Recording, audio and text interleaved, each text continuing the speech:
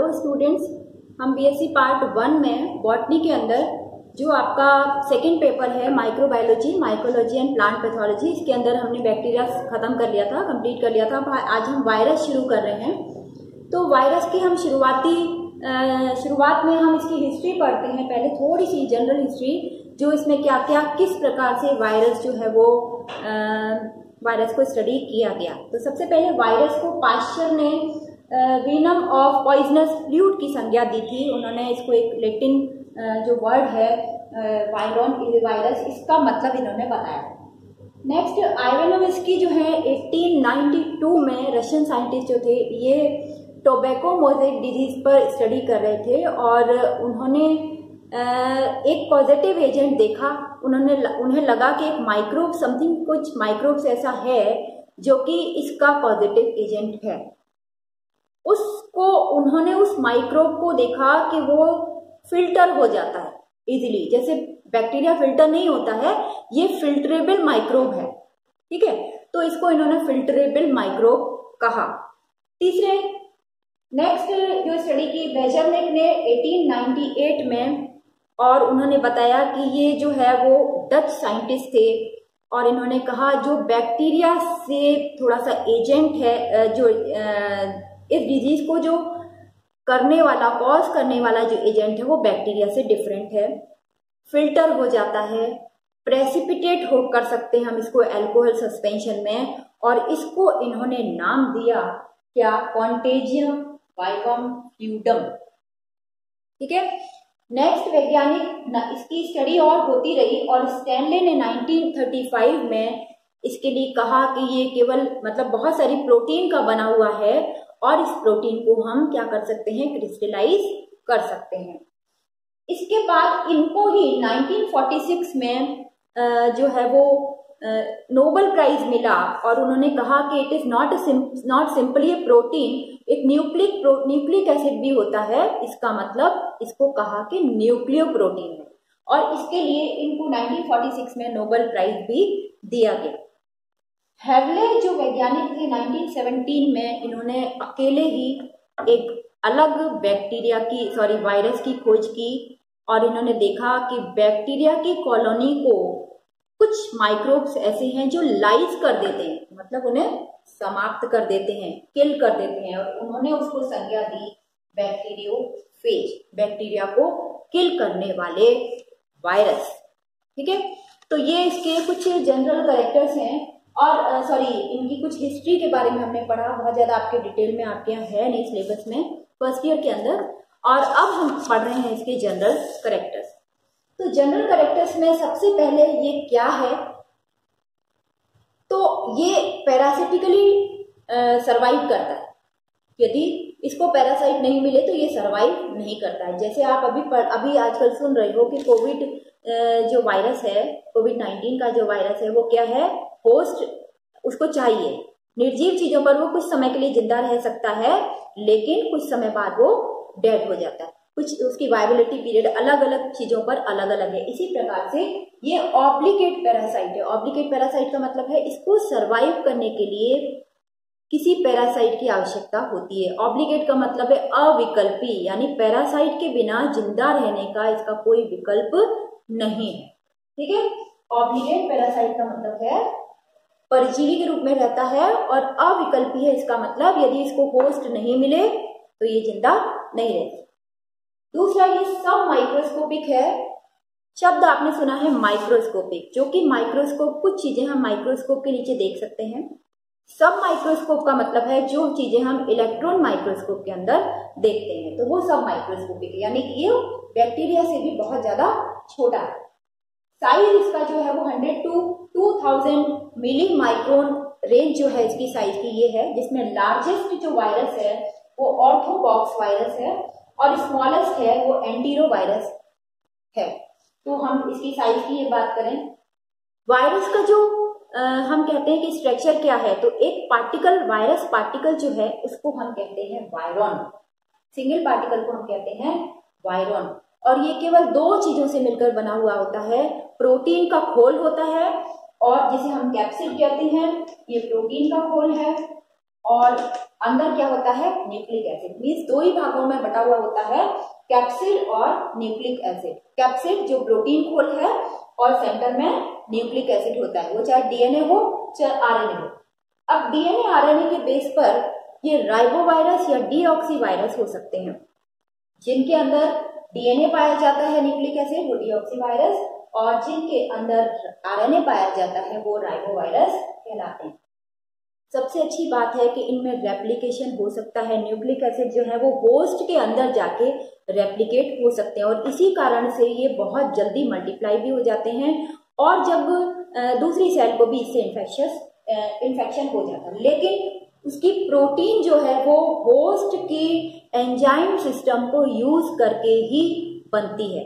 इसके अंदर प्रोटीन बनाने का कोई साधन नहीं होता है। रेप्लिकेशन हो सकता है किसका, न्यूक्लिक एसिड का, लेकिन प्रोटीन जो है वो कहाँ बनेगी, केवल होस्ट के अंदर, होस्ट की एंजाइम प्रणाली को यूज करके ही वो अपनी प्रोटीन का फॉल बना सकते हैं। तो ये जनरल कैरेक्टर्स हैं। ये सामान्य बात यह है कि नॉर्मली जो वायरसेस हैं वो पैथोजेनिसिटी कॉज करते हैं, यानी कि इन्फेक्शियस होते हैं, लेकिन 50 to 63 डिग्री सेल्सियस टेम्परेचर पर ज्यादातर वायरस इनएक्टिव हो जाते हैं। ठीक है, इसके बाद शो होस्ट स्पेसिफिसिटी। हर वायरस का अपना एक अलग होस्ट होता है। जिस तरीके से हमने कहा कि ये ऑब्लिगेट पैरासाइट है क्योंकि पैरासिटिकली सर्वाइव करते हैं, तो इनका हर वायरस का अपना एक होस्ट भी स्पेसिफिक होगा, इसलिए हमने इसको कहा कि शो होस्ट स्पेसिफिसिटी। नेक्स्ट ये हैप्लॉइड होते हैं क्योंकि इनके अंदर या तो डीएनए है या आरएनए है और वो भी सिंगल है, इसलिए इसको हैप्लॉइड कहेंगे। एंटीजेनिक प्रॉपर्टी शो करते हैं। एंटीजेनिक प्रॉपर्टी का मतलब है कि एंटीजन की तरह बिहेव करते हैं और यदि शरीर के अंदर ये प्रवेश कर जाते हैं तो वो बॉडी जो है जिसके अंदर ये प्रवेश करे हैं वो अपने आप ही इनके प्रति एंटीबॉडीज बनाने लग जाती है। इंपॉर्टेंट बात क्या है, resistant to antibiotic. Viral disease जब भी होती हैं तो हम एंटीबायोटिक देकर उसको इनएक्टिव नहीं कर सकते। जैसे कोई वायरल बुखार हो जाता है तो एंटीबायोटिक्स का उस पर कोई प्रभाव नहीं पड़ता है। एंटीबायोटिक्स होती है केवल बैक्टीरिया के लिए। उस वक्त 2-3 दिन निकल जाने के बाद भी आपका खांसी जुकाम यदि ठीक नहीं होता है तब एंटीबायोटिक दी जाती है, जिससे उस पर बैक्टीरिया का भी इफेक्ट ना हो, यानी डबल इफेक्ट ना हो जाए इस पे। बाकी ये एंटीबायोटिक के प्रति रेजिस्टेंट होते हैं, यानी एंटीबायोटिक का इनके ऊपर कोई प्रभाव नहीं पड़ता। वायबल होते हैं, पीएच इनके लिए जरूरी है, 5 to 9 पीएच इनके वायबिलिटी के लिए जरूरी है। इसी पीएच पर काम करेंगे। ज्यादा अम्लीय या ज्यादा क्षारीय मीडियम में ये जो है वो मतलब क्षारीय जगह पर ये नहीं पाए जा सकते। जब होस्ट के अंदर ही पाए जाएंगे, मीडियम में तो ये ग्रो कर ही नहीं सकते हैं। एक इम्पॉर्टेंट बात, क्योंकि हमने कहा कि ऑब्लिगेट पैरासाइट है तो ये नेचुरली जो है वो ग्रोथ मीडियम पर कल्चर कभी भी नहीं किए जा सकते। ठीक है, क्रिस्टलाइज किए जा सकते हैं लेकिन कल्चर नहीं किए जा सकते। क्रिस्टलाइज भी किसको कर सकते हैं हम, इसकी प्रोटीन को कर सकते हैं। यदि ग्लिसरॉल में इनको देखा जाए तो 50% ग्लिसरॉल में भी ये एक्टिव रहते हैं। इसका मतलब इनकी वायबिलिटी जो है वो 50% ग्लिसरॉल के अंदर भी रहती है। उसके बाद भी इन्फेक्शियस हो सकते हैं, यानी उसमें से निकाल कर भी यदि किसी के अंदर इंजेक्ट कर दिया जाए तो वो इन्फेक्शियस हो सकते हैं। दे कैन बी क्रिस्टलाइज, उनको हम क्रिस्टलाइज कर सकते हैं जैसे स्टैनली ने किया था और इसके लिए इनको नोबेल प्राइज भी मिला था। लेकिन they can be inactivated by UV, यानी अल्ट्रावायलेट रेज, पिरिडीन से कर सकते हैं हम इसको इनएक्टिवेट। H2O2 के इफेक्ट से हम इसको जो है वो इनएक्टिवेट कर सकते हैं, खत्म कर सकते हैं। इनके अंदर जैसे हमने कहा कि क्या पाए जाते हैं, केवल कैप्सिड यानी प्रोटीन और न्यूक्लिक एसिड पाया जाता है। डीएनए या आरएनए और प्रोटीन दो ही चीजें पाई जाती हैं। तो इनके अंदर पॉलीसैकेराइड्स यानी कार्बोहाइड्रेट्स नहीं पाए जाते हैं, फैट्स नहीं होते हैं और खुद का एंजाइम सिस्टम नहीं होता है। अंदर खोल के अंदर पूरी प्रोटीन बनी हुई होती है जो अमीनो एसिड प्रोटीन का होता है, जो अमीनो एसिड से ही बनती है, पॉलीपेप्टाइड से बनी हुई होती है, लेकिन एंजाइम सिस्टम नहीं होता है। एंजाइम सिस्टम नहीं है, इसका मतलब क्या है कि खुद की एंजाइम प्रणाली को यूज नहीं करता है। अंदर जाके डीएनए रेप्लिकेट हो सकता है, आरएनए है तो आरएनए रेप्लिकेट हो सकता है, लेकिन जो कैप्सिड है वो इसके अंदर खुद से जाके होस्ट के अंदर जाके, होस्ट सेल के अंदर जाके डिसॉल्व हो जाती है। बैक्टीरियोफेज के अंदर तो वो बैक्टीरिया के अंदर जाती नहीं है कैप्सिड, जो उसका खोल है, लेकिन जो नॉर्मल जैसे आप डीएमवी पढ़ोगे या पॉक्स वायरस पढ़ोगे, इसके अंदर इसकी कैप्सिड अंदर चली जाती है होस्ट सेल के अंदर, लेकिन वहां जाके डिसॉल्व हो जाती है। वो खुद से प्रोटीन नहीं बना सकता, यानी प्रोटीन सिस्टम, सिंथेसिस सिस्टम इसके अंदर कुछ भी नहीं है। नेक्स्ट, इसके अंदर न्यूक्लियस नहीं पाया जाता है, सेल वॉल नहीं पाई जाती है, साइटोप्लाज्म नहीं पाया जाता है, दूसरे सेल ऑर्गेनेलीज भी नहीं पाए जाते। हमने कहा सिर्फ यही पाया जाता है, क्या? कैप्सिड और न्यूक्लिक एसिड, केवल 2 ही चीजें होती हैं। एंजाइम सिस्टम को यूज करके ये कैप्सिड को बनाता है। ठीक है, जैसे हमने कहा कि खुद का एंजाइम सिस्टम नहीं है, तो प्रोटीन सिंथेसिस की इसमें कोई प्रक्रिया नहीं होती है। क्या होता है? केवल एंजाइम सिस्टम किसका यूज करके? होस्ट के एंजाइम सिस्टम को यूज करके ये अपने अंदर ही वायरन पार्टिकल बना सकते हैं। किसके अंदर? होस्ट सेल के अंदर बना सकते हैं। अब यदि हम इसके क्लासिफिकेशन की बात करें तो क्लासिफिकेशन हम इसके बेस पर, किसके बेस पर? कुछ आधार हैं, जैसे डीएनए आरएनए की उपस्थिति के कारण, डीएनए यदि जिसमें पाया जाएगा उसे हम कहेंगे डीऑक्सी वायरस, और जिनमें आरएनए पाया जाएगा उसे हम कहेंगे आरएनए वायरस या राइबो वायरस। तो देखिए इसके 3 प्रकार हैं on the basis of nucleic acid. पहला, इसमें हम कह सकते हैं राइबो वायरस, जिनमें क्या होगा? RNA present. दूसरा होगा डीऑक्सी वायरस, जिनमें क्या प्रेजेंट है? DNA present. तो पहला तो ये हो गया। दूसरा, इसका क्लासिफिकेशन का जो आधार है वो है on the basis of their host range. किस होस्ट पर ये है? On the basis of their host range. Host range के आधार पर, यानी होस्ट क्या है इनका? एनिमल है, प्लांट है, बैक्टीरिया है, उसके आधार पर इनको रखा गया है। तो ये है प्लांट वायरस। पहला है प्लांट वायरस, जो कि प्लांट पर इन्फेक्शन फैलाता है। दूसरा है इनवर्टिब्रेट वायरस। इनवर्टिब्रेट्स कौन से हैं? जिनमें रीढ़ की हड्डी नहीं पाई जाती है, वो इनवर्टिब्रेट्स हैं, और उन एनिमल्स पर जो वायरस इन्फेक्शन फैलाते हैं उनको इनवर्टिब्रेट वायरस कहेंगे। तीसरा वर्टिब्रेट वायरस, जो कि आपके फिशेस हैं, एम्फीबियंस हैं यानी फ्रॉग्स हैं, या बर्ड्स हैं, या आपके रेप्टाइल्स हैं और मैमल्स हैं, यानी ये वर्टिब्रेट्स में आते हैं। इनके अंदर वायरस जो है वो इन्फेक्शन फैलाता है, तो उसे वर्टिब्रेट वायरस कहेंगे।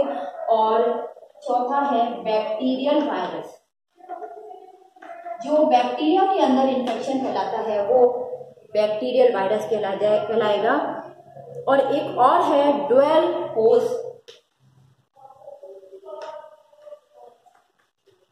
जो इनमें से किन्हीं भी 2 पर अपना इन्फेक्शन फैलाता है। तो ये जो है वो हमने किसके आधार पे कहा? होस्ट रेंज के आधार पर कहा। तीसरा हम कह रहे हैं कि on the basis of Holmes ने इसको कहा था। हॉलमेस ने डिस्क्राइब किया इसको 1948 में, और इन्होंने एक सिंगल ऑर्डर वायरस को 3 सब ऑर्डर में बांटा।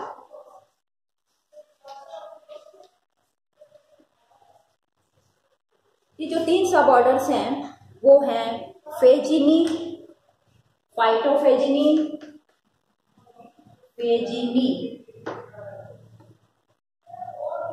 फाइटोफेजिनी एंड ज़ूफेजिनी। वो वायरस जो बैक्टीरिया को इन्फेक्ट करते हैं, फेजिनी, ये इन्फेक्ट करते हैं बैक्टीरिया। फाइटो शब्द प्लांट से आता है, ये प्लांट्स को इन्फेक्ट करते हैं। और जू मतलब एनिमल्स, तो इसका मतलब एनिमल्स को इन्फेक्ट करते हैं। तो ये हमारा क्लासिफिकेशन का आधार है। ये 3 हमने आधार दिए on the basis of their host range, यानी कौन से होस्ट पर ये फैलता है, और होस्ट में इसको सिंगल ऑर्डर वायरस को भी 3 सब ऑर्डर में विभाजित कर दिया था, फेजिनी, फाइटोफेजिनी। वही चीज है यहाँ पर, एनिपिएफेज यानी बैक्टीरिया को इन्फेक्ट करने वाले, फाइटोफेजिनी यानी फाइटो मीन्स होता है प्लांट, तो प्लांट्स को इन्फेक्ट करने वाले, और जूफेजिनी का मतलब होता है जो एनिमल्स को इन्फेक्ट करते हैं। तो ये हमने पढ़ा है आज जनरल कैरेक्टर्स वायरस के, और इसके साथ ही इसका क्लासिफिकेशन। और ये सजीव और निर्जीव के बीच की कड़ी कहा गया है, क्योंकि इसमें कुछ सजीव लक्षण पाए जाते हैं और कुछ निर्जीव लक्षण पाए जाते हैं, यानी कुछ लिविंग के प्रॉपर्टीज होती हैं और कुछ नॉन लिविंग की प्रॉपर्टी होती हैं। ये हम कल डिस्कस करेंगे नेक्स्ट लेक्चर। Thank you.